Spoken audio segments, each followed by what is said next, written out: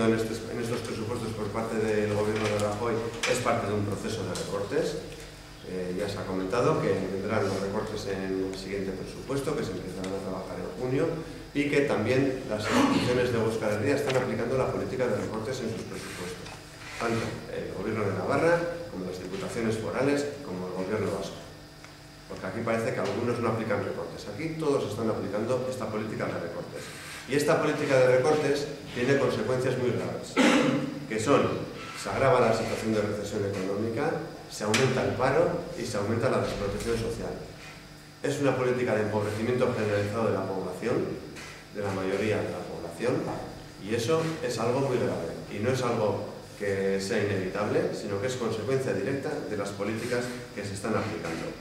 Estas políticas son nefastas y están al servicio de las grandes empresas y de la banca. Por ejemplo, lo que está pasando con la deuda pública, ¿no? Que ya se ha comentado que aumenta el dinero que se tiene que destinar a la deuda pública. La deuda pública del gobierno de Rajoy se paga a un tipo de interés algo superior al 4% de media.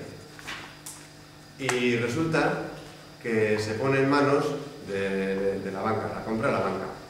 Y la banca, para comprar deuda pública, recibe dinero del Banco Central Europeo al 1%.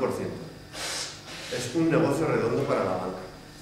Y eso significa que hay que pagar más deuda pública, más intereses por la deuda pública, y que hay que recortar coberturas sociales y otras cosas. Por tanto, aquí la política se hace para el servicio de la banca y de las grandes empresas.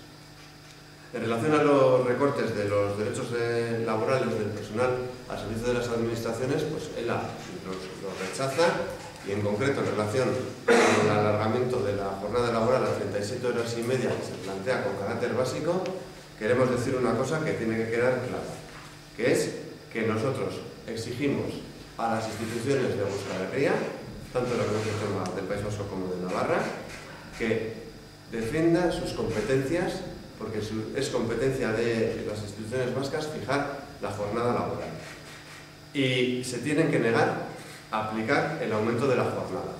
Recordad que aquí, cuando se hizo la iniciativa legislativa popular por la Carta de Derechos Sociales, allá por el año 1999, en el Parlamento Vasco se legisló las 35 horas en el sector público, y en el Parlamento de Navarra también. O sea, no sé qué he dicho, pero el Parlamento Vasco y en el Parlamento de Navarra, en los dos parlamentos. Y eso es porque había competencia legislativa, porque los informes jurídicos así lo permitieron.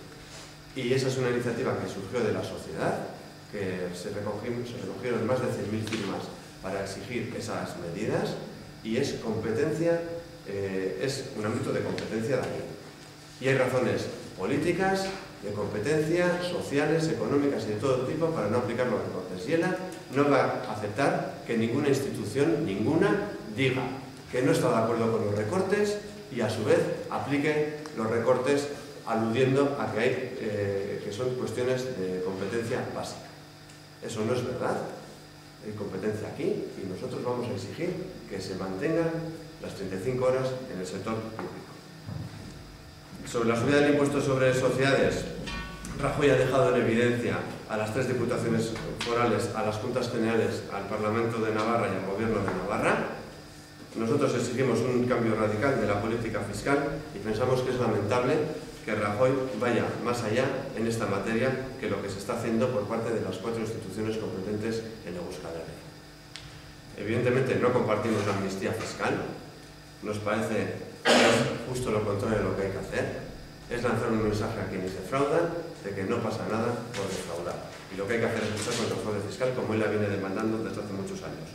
Vamos a seguir impulsando la vía de la movilización sindical y social para hacer frente a estos recortes, como hicimos con la huelga general de la semana pasada, del jueves pasado, y para exigir al conjunto de las administraciones que tienen que cambiar sus políticas fiscales y presupuestarias.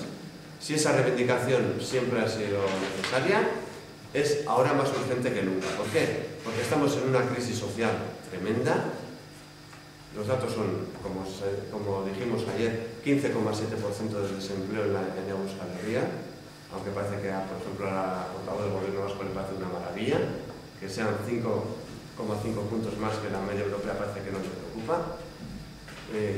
más del 42% de la gente en paro no percibe nada de prestación por desempleo, ni contributiva ni no contributiva, porcentaje que cada vez crece más.